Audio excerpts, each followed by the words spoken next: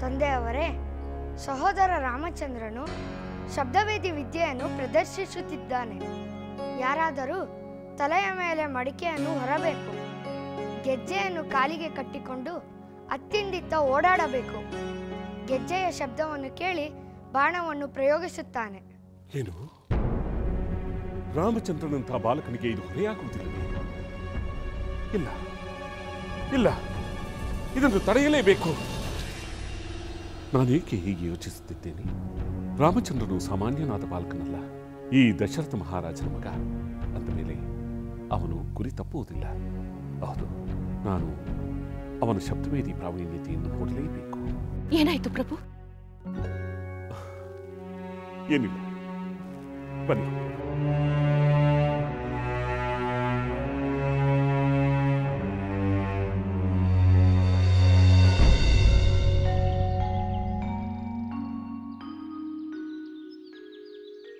ರಾಮಚಂದ್ರ, ನಿನ್ನ ಶಸ್ತ್ರವಿದ್ಯಾ ಪ್ರದರ್ಶನ ಯಶಸ್ವಿಯಾಗಲಿ.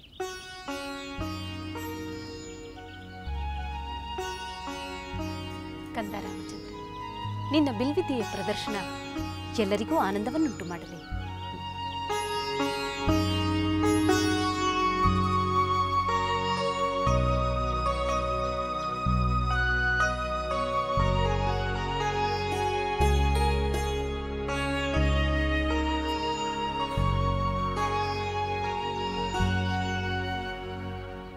ರಾಮಚಂದ್ರ, ನೀನು ಏಕಸಂಧಿಗ್ರಾಹಿ.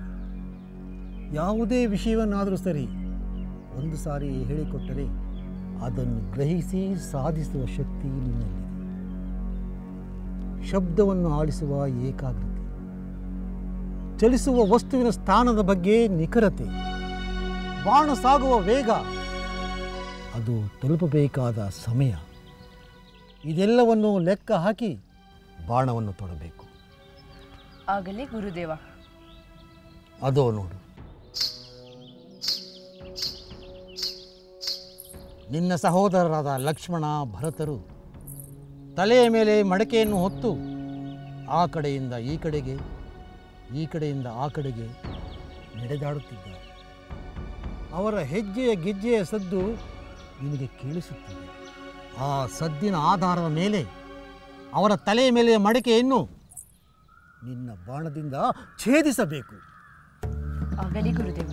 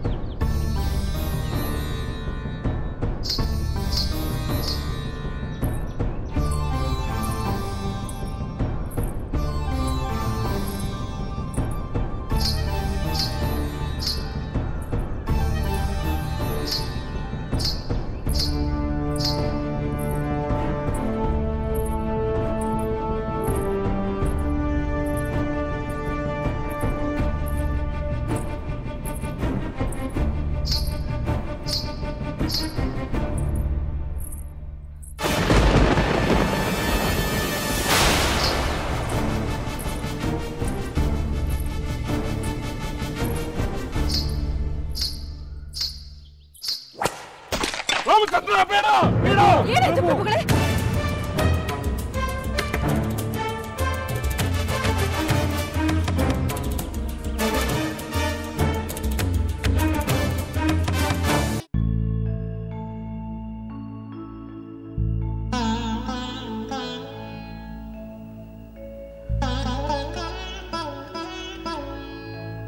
ಪ್ರಭು, ರಾಮಚಂದ್ರನ ಶಬ್ದವೇದಿ ಪ್ರಯೋಗವನ್ನು ಕಂಡು ನೀವು ಆನಂದಿಸುತ್ತೀರಾ ಎಂದು ಭಾವಿಸಿದ್ದೆ. ಆದರೆ ನೀವು ಆತಂಕದಲ್ಲಿದ್ದಂತೆ ಕಂಡಿರಿ. ಏಕೆ ಪ್ರಭು? ಚಿಕ್ಕ ವಯಸ್ಸಿನಲ್ಲೇ ಶಬ್ದವೇದಿ ವಿದ್ಯೆಯನ್ನು ಕರಗತ ಮಾಡಿಕೊಂಡಿದ್ದೀರಲ್ಲವೇ?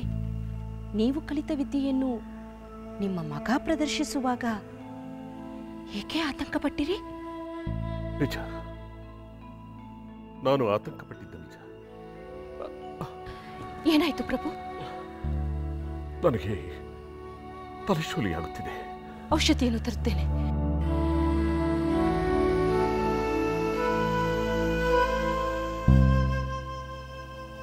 ನನ್ನ ಜೀವನದಲ್ಲಿ ನಾನು ಮಾಡಿದ ತಪ್ಪನ್ನು ಯಾರೊಂದಿಗೆ ಹೇಗೆ ಹೇಳಿಕೊಳ್ಳಲಿ? ಇಲ್ಲ, ಹೇಳಿಕೊಳ್ಳಲಾರೆ.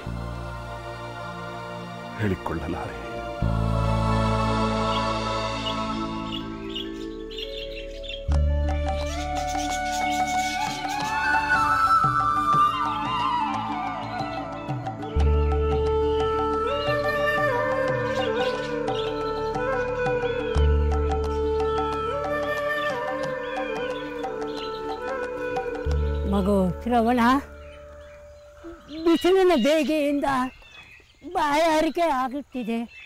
ಕುಡಿಯಲು ಸ್ವಲ್ಪ ನೀರು ಬೇಕಲ್ಲಪ್ಪ.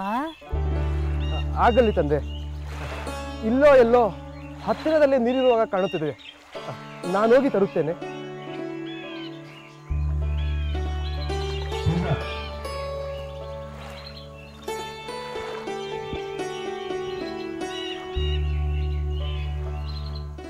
ಅಮ್ಮ, ಅಪ್ಪ, ನಾನು ಬೇಗನೆ ನೀರು ತೆಗೆದುಕೊಂಡು ಬರುತ್ತೇನೆ. ಈ ಪ್ರದೇಶ ಕಾಡಾಗಿದ್ದರೂ ಸುರಕ್ಷಿತವಾಗಿದೆ. ನೀವೇನು ಭಯಪಡೋದು ಬೇಕಾಗಿಲ್ಲ. ನಾನು ಬೇಗ ನೀರು ತೆಗೆದುಕೊಂಡು ಬಂದು ಬಿಡುತ್ತೇನೆ.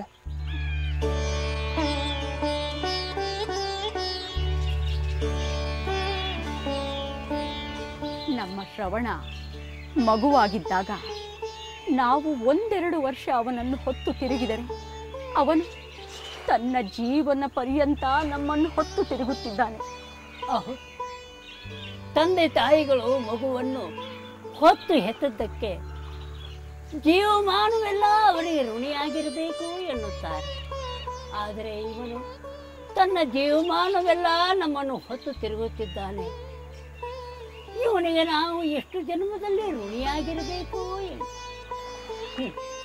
ದೇವರು ನಮ್ಮ ಕಣ್ಣುಗಳನ್ನು ಕಿತ್ತುಕೊಂಡ. ಆದರೆ ಇಂತಹ ಚಿನ್ನದಂತಹ ಮಗನನ್ನು ನಮಗೆ ಕಣ್ಣಾಗಿ ಕೊಟ್ಟ.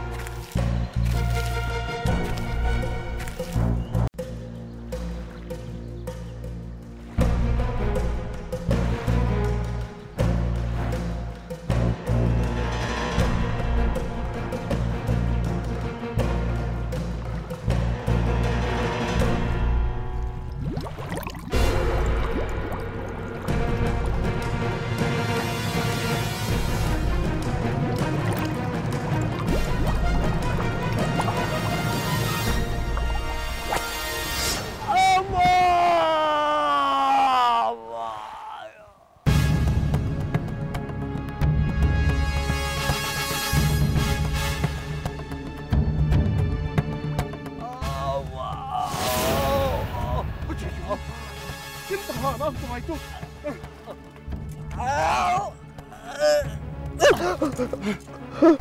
ಯಾವುದೋ ಪ್ರಾಣಿ ನೀರು ಕುಡಿಯುತ್ತಿರುವುದೆಂದು ತಿಳಿದು ಬಾಣ ಪ್ರಯೋಗ ಮಾಡಿಬಿಟ್ಟೆನಲ್ಲ.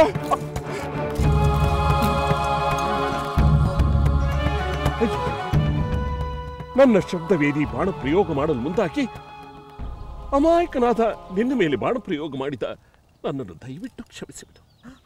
ಯಾರು ನೀನು? ನಿನ್ನವರೆಲ್ಲರೂ ಎಲ್ಲಿದ್ದಾರೆ? ದಯವಿಟ್ಟು ತಿಳಿಸು, ನಿನ್ನನ್ನು ಹೇಗಾದರೂ ಉಳಿಸಿ ಅವರ ಬಳಿಗೆ ಕರೆದೊಯ್ಯುತ್ತೇನೆ. ಬೇಡಿ, ನನ್ನನ್ನು ಉಳಿಸುವ ವ್ಯರ್ಥ ಪ್ರಯತ್ನ ಮಾಡಬೇಡಿ.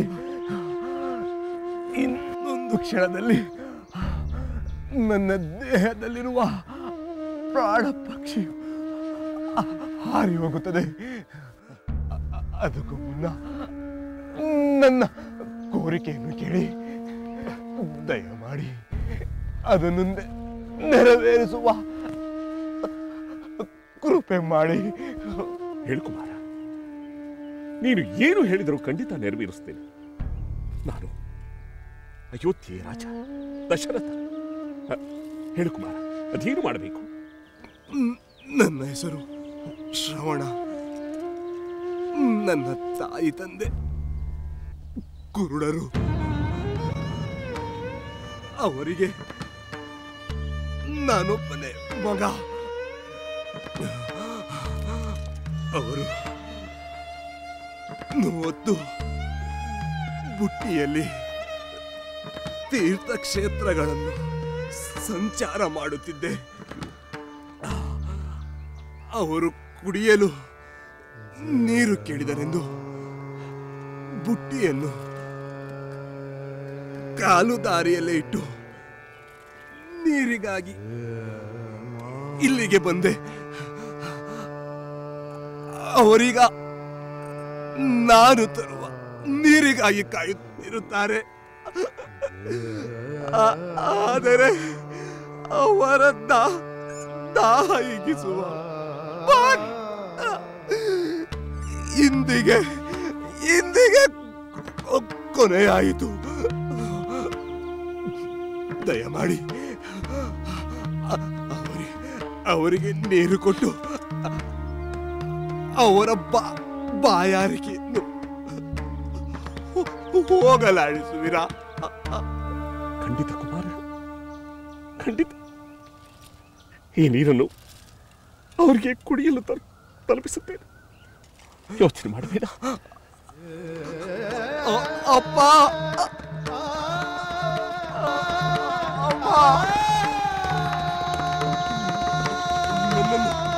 ನನ್ನನ್ನು ಕ್ಷಮಿಸಿ.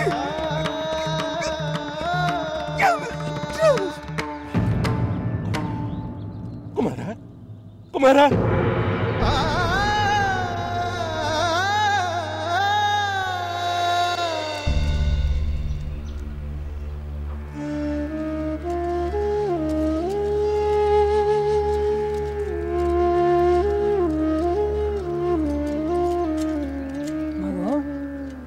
ಶ್ರವಣ, ಬಂದೇನಪ್ಪ?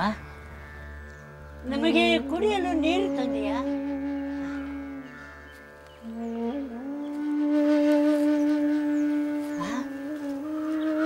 ನಮಗೆ ಕುಡಿಯಲು ನೀರು ತರಲು ಹೋದದ್ದು ನನ್ನ ಮಗ ಶ್ರವಣನಾದರೆ, ನೀರು ತಂದು ಕೊಡುತ್ತಿರುವವನು ನೀನು ಬೇರೆ ಯಾರು? ಯಾರಪ್ಪ ನೀನು? ಹೌದು, ನನ್ನ ಮಗ ನಮಗೆ ನೀರು ತರಲೆಂದು ಹೋದ. ಅವನ ಬದಲು ನಮಗೆ ನೀರು ತಂದಿರುವ ನೀನು ಯಾರಪ್ಪ? ರಘುವಂಶದಲ್ಲಿ ಜನಿಸಿದ ಅಯೋಧ್ಯೆಯ ಅಧಿಪತಿಯಾದ ದಶರಥ ಮಹಾರಾಜ. ನಿಮಗೆ ಸಾಷ್ಟಾಂಗ ಪ್ರಣಾಮಗಳನ್ನು ಮಾಡುತ್ತಾರೆ. ದಶರಥ ಮಹಾರಾಜರೇ, ಕೀರ್ತಿಶಾಲಿಯಾದರು, ನಾಡಿಗೆ ದೊರೆಯಾದರು, ನಮಗೆ ಕುಡಿಯಲು ನೀರು ತಂದು ಉಪಕಾರ ಮಾಡುತ್ತಿರುವ ನಮಗೆ ಸಹಸ್ರ ವಂದನೆಗಳು.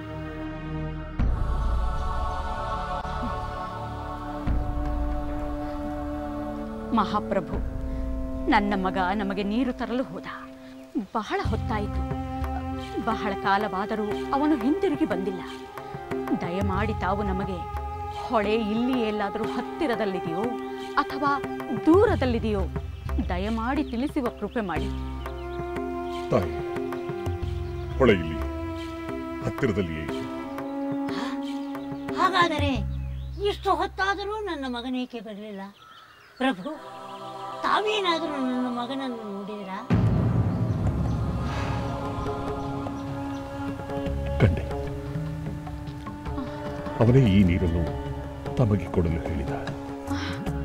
ಹಾಗಾದರೆ ಇಷ್ಟು ಹೊತ್ತಾದರೂ ಅವನೇಕೆ ಇಲ್ಲಿಗೆ ಬರಲಿಲ್ಲ? ನಮಗೆ ನೀರನ್ನು ತಂದುಕೊಡದೆ ಏನು ಮಾಡುತ್ತಿದ್ದಾನೆ? ಪ್ರಭುಗಳಾದ ತಮ್ಮ ಕೈಯಲ್ಲಿ ನೀರನ್ನು ಕಳಿಸಿರುವುದು ಅಪರಾಧವಲ್ಲವೇ? ಹೌದು, ದೊರೆಯ ಬಳಿ ಅವನು ತೋರಿದ ನಡವಳಿಕೆ ಸರಿಯಿಲ್ಲ. ದೊರೆಗಳೇ, ಹೊಳೆ ಇಲ್ಲೇ ಹತ್ತಿರದಲ್ಲೇ ಇದೆ ಅಂತ ಹೇಳಿದರಲ್ಲ, ನಾನೀಗ ಅವನನ್ನು ಕರೆಯುತ್ತೇನೆ, ನಿಮ್ಮಲ್ಲಿ ಕ್ಷಮೆ ಕೇಳುವಂತೆ ಹೇಳುತ್ತೇನೆ. ಶ್ರವಣ, ಶ್ರವಣ, ನಮಗೆ ನೀರು ಬೇಡ, ನೀನು ಬಾ. ಶ್ರವಣ, ಶ್ರವಣ, ಶ್ರವಣ, ಎಲ್ಲಿರುವೆ? ಬೇಗ ಬಾ ಕಂದ, ಬೇಗ ಬಾ. ಶ್ರವಣ, ಶ್ರವಣ, ಶ್ರವಣ. ಹಿರಿಯರೇ, ದಯವಿಟ್ಟು ಕೂಗುವುದನ್ನು ನಿಲ್ಲಿಸಿ. ನೀವೆನ್ನಿಷ್ಟೇ ಕೂಗಿದರೂ ಕೂಡ ಶ್ರವಣ ನಿಮ್ಮ ಬಳಿ ಬರುವುದಿಲ್ಲ. ನಮ್ಮ ಬಳಿ ಬರುವುದಿಲ್ಲ ಅಂದ್ರೆ ಏನರ್ಥ? ನಮ್ಮ ಮಗ ಎಲ್ಲಿ ಹೋದ? ಹೇಳಿ ಪ್ರಭು, ದಯಮಾಡಿ ಹೇಳಿ. ನನ್ನ ಮಗನಲ್ಲಿ ಹೇಳಿ. ದಯವಿಟ್ಟು ನನ್ನನ್ನು ಕ್ಷಮಿಸಿ. ನಾನು ಭೇಟಿಗಾಗಿ ಬಂದೆ. ಯಾವುದೋ ಕಾಡು ಪ್ರಾಣಿ ನೀರು ಕುಡಿಯಲು ಬಂದಿರಬಹುದೆಂದು ನಂಬಿ ನಾನು ಶಬ್ದವೇದಿ ಬಾಣವನ್ನು ಪ್ರಯೋಗ ಮಾಡಿದೆ. ಆ ಬಾಣ ನಿಮ್ಮ ಮಗನನ್ನು ಬಲಿ ತೆಗೆದುಕೊಂಡಿತು. ಅಯ್ಯಯ್ಯೋ ಕಂದ, ಹೋದಿಯಾ? ಶ್ರವಣ, ಹೋಗಿಬಿಟ್ಟಿಯಾ? ಕಣ್ಣಿಲ್ಲದೆ ನಮಗೆ ಕಣ್ಣಾದ ಕಂದ, ಈ ರಾಜ ಅನ್ಯಾಯವಾಗಿ ನಿನ್ನನ್ನು ಕೊಂದು ಬಿಟ್ಟನೆ. ಅಯ್ಯೋ, ಅಯ್ಯಯ್ಯೋ. ಮಗು ಶ್ರವಣ, ನಮಗಿನ್ನಾರು ದಿಕ್ಕು? ನೀನಿಲ್ಲದೆ ನಾವು ಬದುಕುವುದಾದರೂ ಹೇಗೆ ಕಂದ, ಹೇಗೆ? ನಿಮಗೆ ನಿಮ್ಮ ಜೀವನದ ಚಿಂತೆ ಬೇಡ. ಅದಕ್ಕೆ ಬೇಕಾದ ವ್ಯವಸ್ಥೆಯನ್ನು ನಾನು ಮಾಡುತ್ತೇನೆ. ಬೇಡ, ಬೇಡ. ನನ್ನ ಮಗನನ್ನು ಕೊಂದು ನೀನು ಮಹಾಪಾಪಿ. ನೀನು ತಂದು ಕೊಟ್ಟ ನೀರನ್ನು ಕುಡಿಯೋದು ಕೂಡ ಮಹಾಪಾಪ. ಹೋಗು ಇಲ್ಲಿಂದ.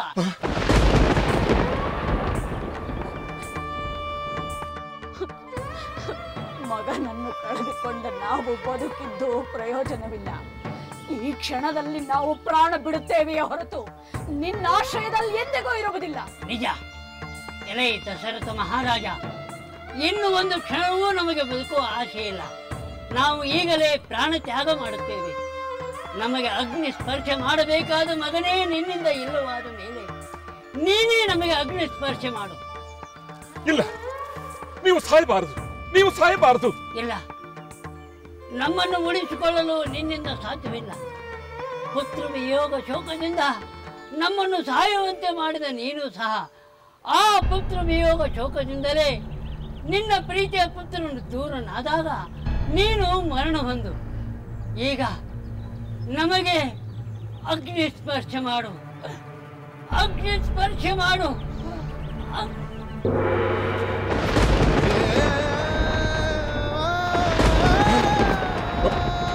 ಇಲ್ಲ, ಇಲ್ಲ, ಇಲ್ಲ, ಇಲ್ಲ, ಇಲ್ಲ, ಇಲ್ಲ, ಇಲ್ಲ, ಇಲ್ಲ.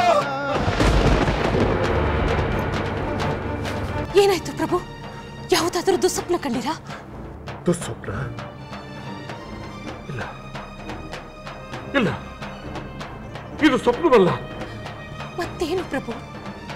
ರಾಮಚಂದ್ರನ ಶಬ್ದವೇದಿ ಪ್ರಯೋಗವನ್ನು ಕಂಡಾಗಿನಿಂದ ಯಾವುದೋ ಒಂದು ಚಿಂತೆ ನಿಮ್ಮನ್ನು ಆವರಿಸಿಕೊಂಡಿದೆ. ಅದೇನೆಂದು ಹೇಳಿ?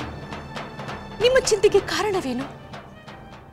ದೇವಿ, ಇನ್ನೊಂದಾದರೂ ಸಮಯ ಬಂದಾಗ ಆ ವಿಷಯದ ಬಗ್ಗೆ ಹೇಳುತ್ತೇನೆ. ದಯವಿಟ್ಟು ಈಗ ನನ್ನನ್ನು ಏನೂ ಕೇಳಬೇಡ, ಏನೂ ಕೇಳಬೇಡ.